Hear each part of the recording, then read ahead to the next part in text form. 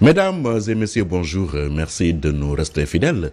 Nous sommes heureux de vous retrouver sur ce plateau de l'invité de la mi-journée. Nous avons le plaisir et l'immense honneur de recevoir Abdou Khadre Sall. Il est le président du mouvement Askanou Sénégal, membre du collectif des candidats spoliés. Abdou Khadre, bonjour.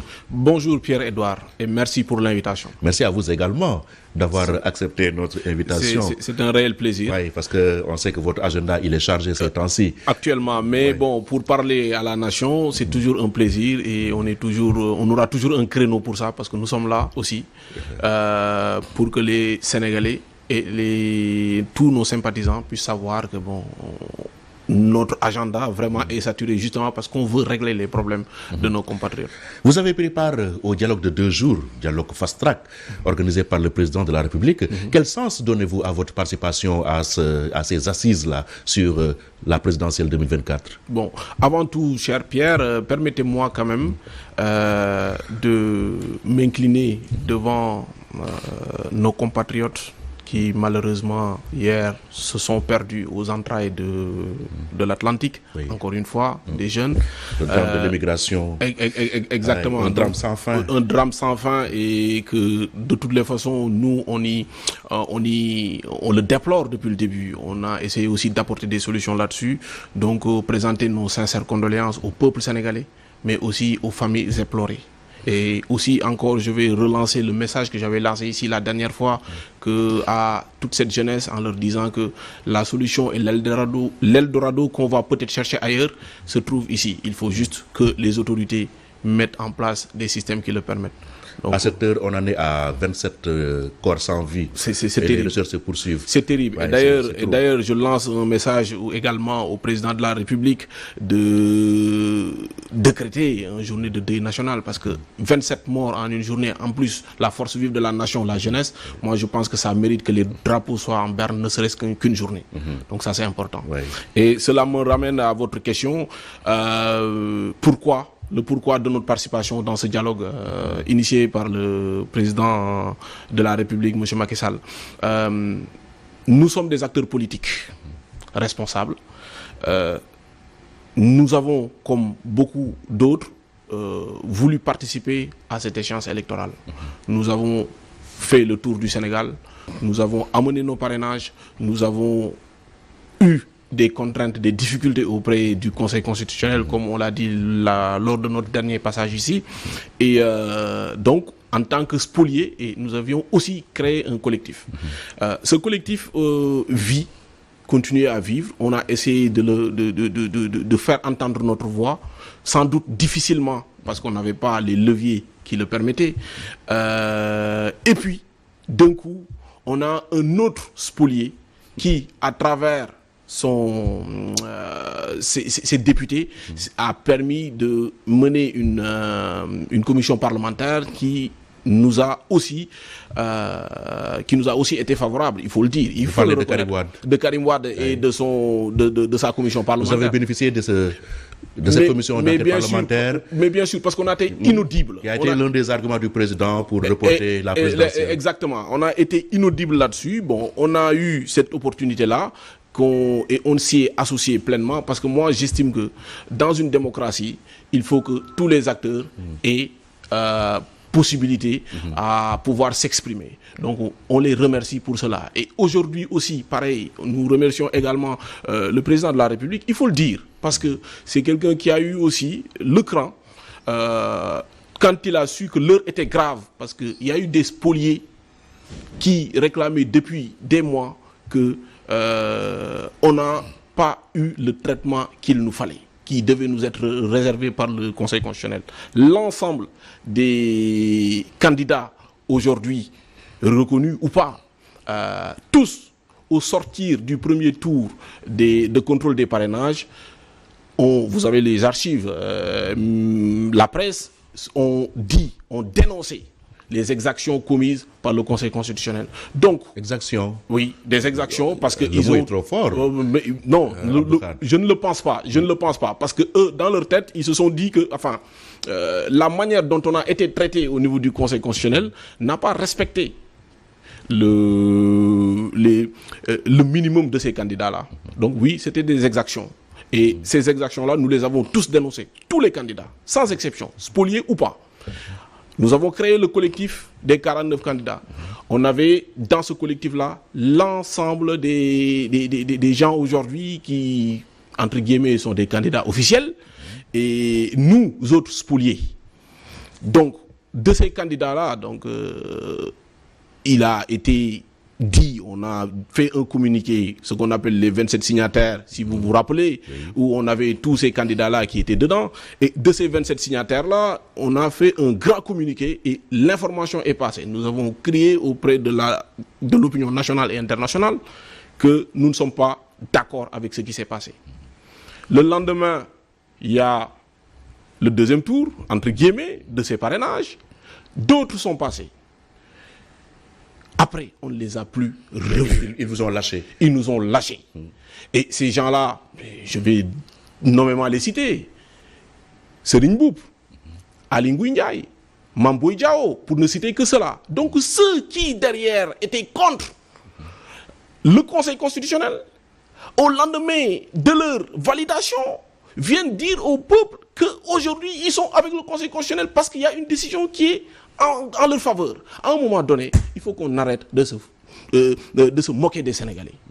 Il faut qu'on arrête de raconter n'importe quoi. Ce qu'on dit ici, en bas, et sortir dire aux Sénégalais le contraire. Donc aujourd'hui, quand le président de la République, avec son décret, a appelé au dialogue national pour qu'on essaie de trouver des solutions, moi j'ai été étonné de voir que des acteurs politiques rodés ont pu décliner cette invitation au dialogue national. Parce que dans tous les pays du monde, M. Faye, il faut reconnaître que quand il y a des problématiques, notamment politiques, sociales ou économiques, on appelle au dialogue pour trouver un consensus. Le président, il nous plonge dans une crise et il dit, venez, on va dialoguer pour trouver une solution. Je suis désolé, ce n'est pas le président qui nous a plongé dans une crise. Pourquoi? C'est le report de la présidentielle qui nous a plongé dans cette situation-là. Le report de la présidentielle, je le redis encore et je le réitère ici, et je l'assume moi personnellement.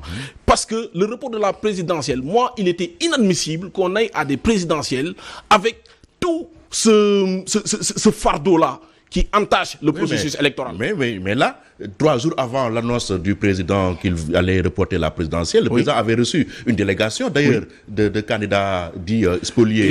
Et à la suite de cette rencontre, son porte-parole avait sorti un communiqué pour dire que, oui, le Conseil constitutionnel, ses décisions ne sont pas susceptibles de recours. Alors, donc, le processus va se poursuivre.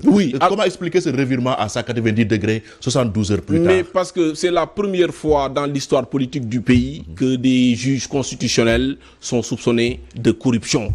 Monsieur Faye. Un juge a été tué ici au Sénégal. Un juge a été tué, mais pas arrêté le processus. Oui, non, tué. Un autre juge avait démissionné Kéba Mbaye. Oui, le processus était arrivé à son terme. Ceci étant, il est important aussi de noter que c'est vrai, ça c'était des situations inédites, mais celle-ci, elle l'est encore plus. Et surtout, cela reste de simples soupçons. Non, mais c'est pas encore établi. Vaut mieux que la lumière soit faite. Aujourd'hui, moi, je peux entendre tous les arguments. Mais quand il y a une impasse qu'on appelle au dialogue, moi je pense que, en tout cas, nous, c'est la position que nous défendons depuis le début. Nous sommes venus. Vous permettez-moi de parler de la lettre qui a été adressée. Aujourd'hui, on dit tout le monde crie, c'est le président de la République qui a reporté les élections. Ok, mais c'est parce que nous le lui avons demandé. Nous le lui avons demandé parce que depuis au sortir du Conseil constitutionnel, on a crié en disant que nous sommes des spoliés. On a crié en disant que nous ne sommes pas d'accord. Et c'était 95% et vous avez les archives. Je viens de le dire tantôt. Parfait. Voilà. Mais ceci étant, aujourd'hui, j'entends Mme Aminata Touré qui nous a entraîné, qui nous a amené à écrire au président de la République. Ça, il faut le dire au peuple sénégalais. Vous lui donnez trop de pouvoir. Parce que c'est lui... Non, mais parce que c'est elle qui est venue en disant il faut qu'on dénonce, il faut qu'on écrive aux institutions européennes, il faut qu'on écrive au président de la République. Une fois que cette lettre a été écrite, elle nous a fait signer cette lettre. Les gens du collectif, même ceux qui n'ont pas signé, ont quand même validé cette proposition-là. Maintenant, le président de la République a reçu le collectif. Donc on a assumé cela. Et c'est la même dame qui nous a fait écrire la lettre au président de la République le lendemain, qui s'est réveillé en disant que non, moi je suis pas d'accord avec le fait que, à un moment donné, il faut qu'on respecte les Sénégalais. Donc moi, en tant que démocrate, en tant que républicain, pour moi, il était inadmissible d'aller dans une élection présidentielle avec ces points noirs, ces points sombres qui entachent notre démocratie. Moi, je veux un président bien élu, un président qui soit représentatif de tous les Sénégalais, mais pas un président qui, au lendemain des élections, sera contesté et vigoureusement contesté. Oui, les États-Unis sont réputés être la première démocratie au monde. Ils ont connu des contestations post-électorales. Mais on ne peut pas être... Non, alors, et je l'entends aussi souvent, on ne peut pas être comparé aux États-Unis. On n'en est pas là.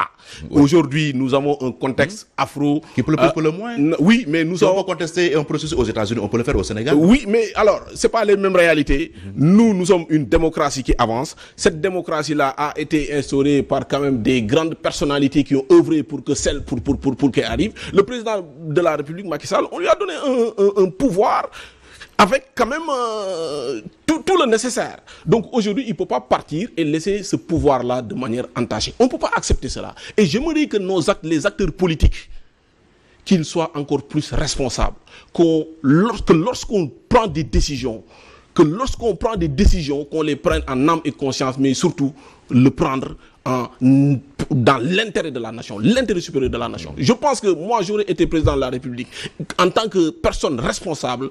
Quand on me dit que ton conseil constitutionnel est soupçonné de corruption, quand on me dit qu'il y a d'autres faits qui entachent le processus, il serait responsable de mettre un point là-dessus, une pause pour prendre la bonne décision. Quitte à nous plonger dans cette crise-là. Mais c'était nécessaire. Je préfère qu'on ait une crise maintenant, qu'on le résolve via le consensus qu'on vient d'obtenir lors des travaux du dialogue national, qu'on en discute. Il y a des pays qui ont eu des crises beaucoup plus profondes. Quand il a fallu avoir des solutions, ils se sont mis autour d'une table.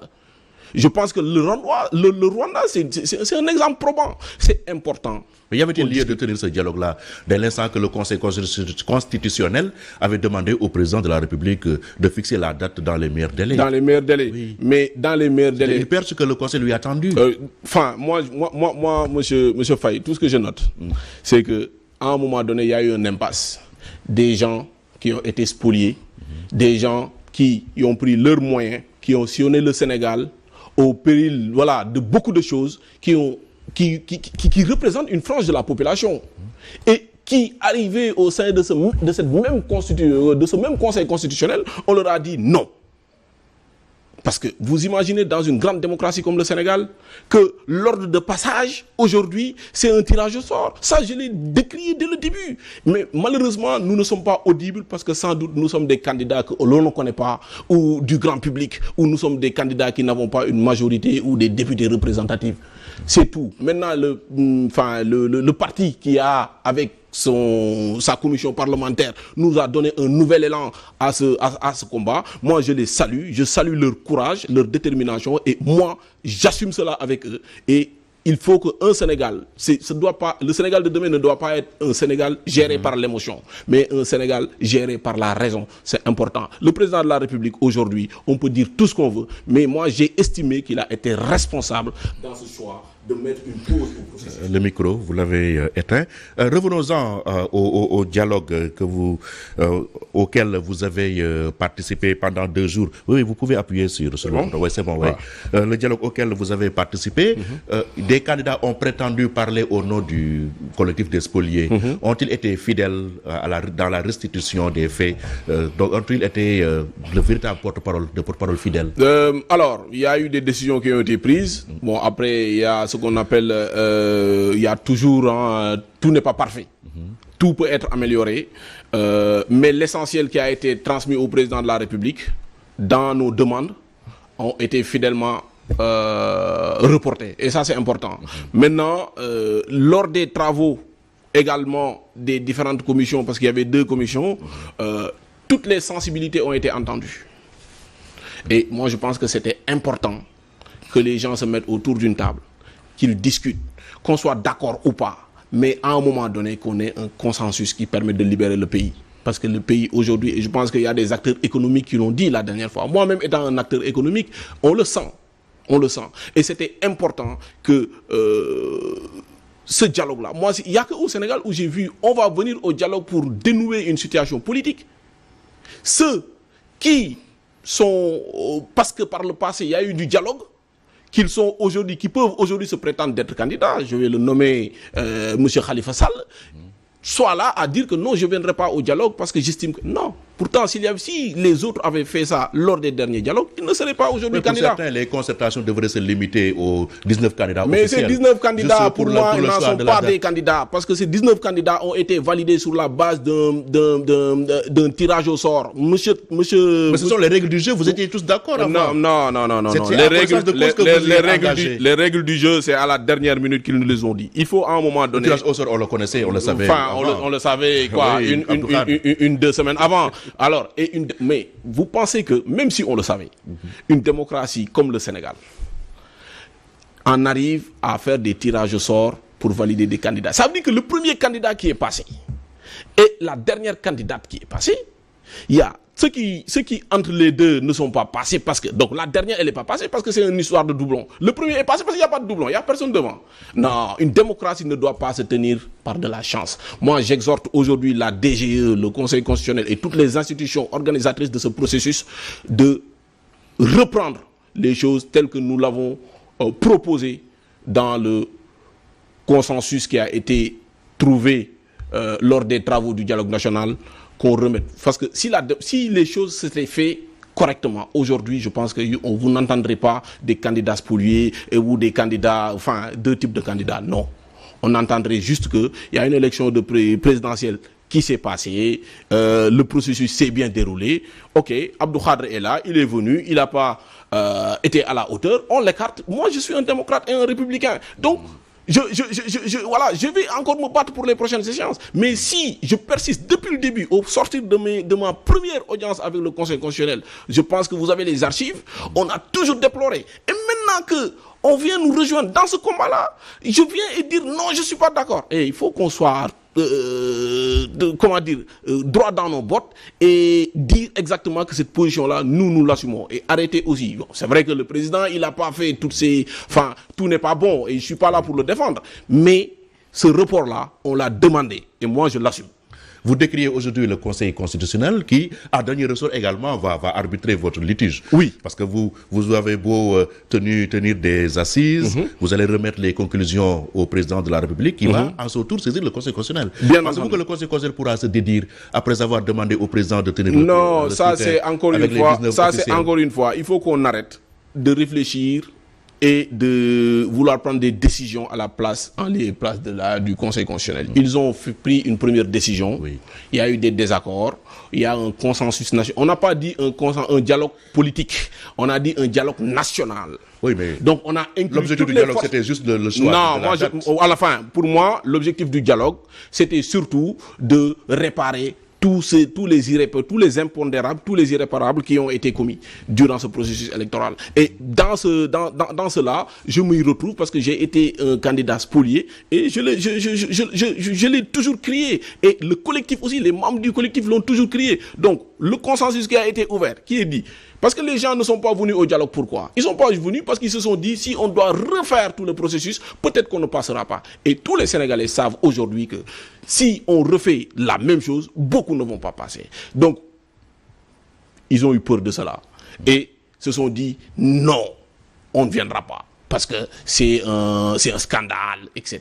Mais non, oui. Moi je dis que c'est pas un scandale. Parce que scandale, c'est ce qui s'est passé. Non, c'est pas. Pour moi, c'est pas. Moi, c'est mon avis personnel. C'est pas un scandale parce que ces mêmes gens-là, quand ils pensaient qu'ils n'allaient pas passer lorsqu'on sortait au premier tour du Conseil constitutionnel, ils ont dit le contraire de ce qu'ils défendent aujourd'hui. Donc moi, je veux que les gens soient droits dans leurs bottes. Et permettez-moi aussi également, il y a des politiciens, il y a des gens qui font de la politique depuis longtemps dans ce pays et que les gens respectaient aussi également parce qu'ils ont toujours été consensuels vis-à-vis des Sénégalais. Permettez-moi de nommer également M. Idrissa Seck, un grand monsieur comme cela qui également, parce qu'on a appelé des dialogues, n'est pas venu pour se mettre sur la table. Comment voulez-vous demain qu'on donne ce pays-là à des gens qui ne sont pas consensuels pour venir participer à un dialogue. C'est inadmissible. C'est clair dès le départ. Hein?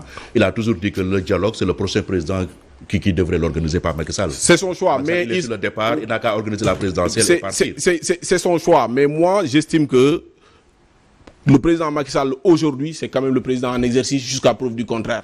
Il a appelé à un dialogue. Aujourd'hui, lui, il l'estime parce que peut-être qu'il est passé de l'autre côté. Nous, on n'est pas encore passé. Donc, nous, on estime aussi qu'on a été spoliés. On nous a volé les choses, clairement. Il faut le dire. Pourtant, vous êtes un collectif, mais quand on parle de réintégrer des candidats, on ne cite que de Karim Wade, Ousmane Sonko. Mais parce que c'est les plus puissants. C'est ce que je vous ai dit à l'entame de mon propos. Ce sont des gens, parce qu'ils ont la machine parlementaire qui va avec. Moi, je vous l'ai dit tantôt, on a crié. Moi, j'ai crié sur toutes les chaînes où je pouvais crier. Mais j'étais inaudible parce que les gens ne me connaissaient pas. C'est ce qu'on disait. Donc, forcément, on s'est donné le droit, on s'est arrogé le droit de nous écarter. Bon, ça ne fera pas trop de dégâts. Mais maintenant, quand il s'agit des gros poids lourds aussi, je dis poids lourds, pas sur le plan intellectuel ou autre, poids lourds parce qu'ils ont une arme parlementaire, eh bien, forcément, ces gens-là, on les entend. Ce qui est normal. Donc, je salue l'initiative du PDS qui a, à un moment donné, été ferme parce qu'ils ont estimé que ce processus-là n'était pas légal. Donc vous dites, si Sonko et Karim Wade sont réintégrés, c'est bon. Nous autres, on peut... Je ne dis pas cela. On a dit lors du consensus, parce que Karim Wade comme Sonko ne sont pas plus sénégalais que moi. Karim Wade comme Sonko n'ont pas plus d'ambition que moi dans ce pays. Donc par conséquent, et nous avons aussi un projet. Voilà. Donc on ouvre le processus pour tous les candidats, on réintègre, on réexamine le fichier comme on a dit. Après, si maintenant, au sortir de cela, je ne passe pas, c'est la démocratie. Et on maintient les 19 ? Oui, c'est ce qui a été dit. Parce que les 19, justement, ils ne sont pas venus, c'est ce que je vous disais. Ils ne sont pas venus parce qu'ils pensaient qu'on allait mettre à plat tout. Mais nous, on a été plus intelligents parce qu'on s'est dit, OK, on leur accorde cela. Ils ont été choisis par le Conseil constitutionnel, on les laisse. Mais maintenant, ceux qui ont été spoliés, il faut ouvrir leur dossier. C'est ce qu'on a toujours demandé. Monsieur Faye, nous ne sommes pas en train de quémander une position. Nous sommes en train de dire qu'il faut réparation. C'est différent. C'est différent. On le reconnaît le fait qu'ils sont passés. Très bien. Mais nous aussi, il faut nous reconnaître le fait qu'on a été spoliés. C'est le mot et c'est le cas de le dire. D'où le nom du collectif spolié. Et il faut remettre les choses à... Quelqu'un a donné la métaphore footballistique. C'est le représentant de l'Église. Oui. Il peut y avoir des imperfections, des impairs, et une équipe même éliminée à tort. Et cela ne signifie pas qu'on va reprendre la compétition. Dans ce cas-ci, le président de la République a appelé au dialogue, un consensus national, parce qu'aujourd'hui, pour moi, une équipe de football, ce n'est pas un État. Un État, c'est plus sérieux et plus rigoureux que cela. Moi, je pense qu'en personnalité réfléchie, en personnalité avertie, il était inadmissible pour moi que le prochain président de la République ne soit pas représentatif de la population sénégalaise. En tout cas, moi, dans ces conditions-là, le prochain président ne me représenterait pas. Je ne m'y reconnaîtrai pas. Mais par contre, avec un dialogue intelligent, avec un consensus, et le consensus, il faut le dire, quand il a fallu valider, tout le monde a validé dans la salle. Celui qui sort et qui dit qu'il n'a pas validé, c'est qu'il n'est pas sérieux. Je suis désolé. Il est temps que dans ce pays-là, qu'on se dise la vérité. C'est ça qui est normal. Il y avait eu des représentants des candidats officiels dans les différentes commissions. Alors, je ne vais pas le dire de cette manière.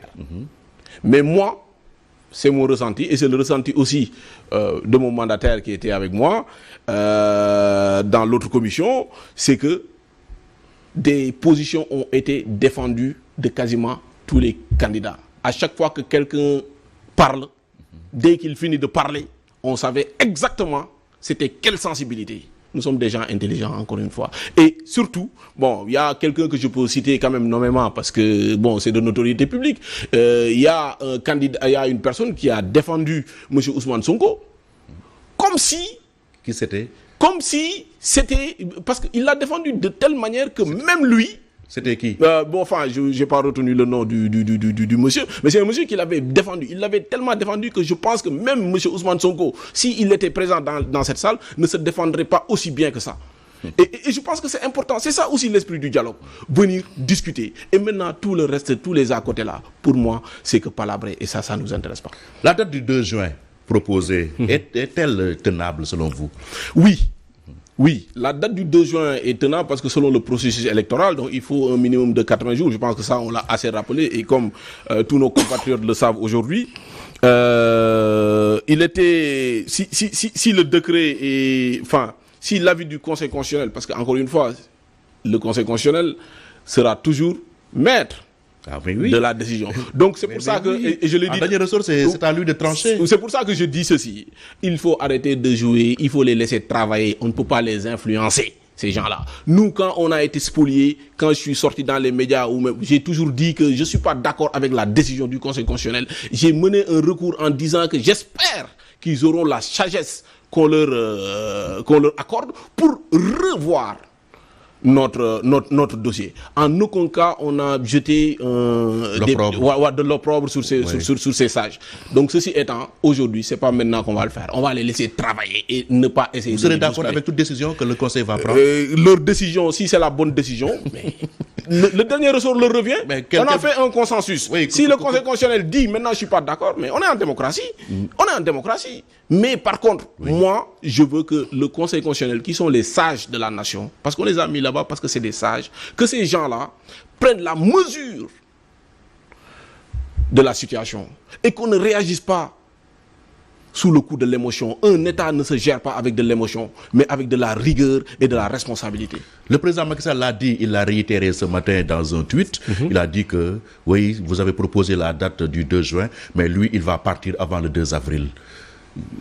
Qu'est-ce que vous en pensez? Et quelle solution entrevoyez-vous? Le président de la République, bon, je ne suis pas là pour le défendre. Hein. C'est un fin politicien, tout le monde le sait. Il fait ses choix. Tout ce qu'on note, c'est qu'on lui a attribué le fait qu'il voulait faire un 3e mandat. Il est sorti, il a dit non. On lui a attribué le fait qu'il voulait encore augmenter de 2 ans. Il est venu en disant que non, c'est le 2 avril. On lui a dit oui, même si c'est le 2 avril, il veut encore rester un peu. Il est sorti, il a dit maintenant, j'en veux plus. Donc, je pense qu'à un moment donné, il est temps que nous, on se concentre sur l'avenir. Et l'avenir de ce pays aujourd'hui, je pense qu'on va le remercier pour ce qu'il a fait. On va aussi le pointer du doigt sur ce qu'il n'a pas fait. Mais l'après 2 avril... Maintenant, l'après 2 avril... le pouvoir au président du Conseil constitutionnel, que faire? Non, alors, c'est pour ça que... Au président de l'Assemblée nationale, je veux dire. Voilà, non, alors, maintenant, ce qui a été décidé au niveau du dialogue, de la commission date et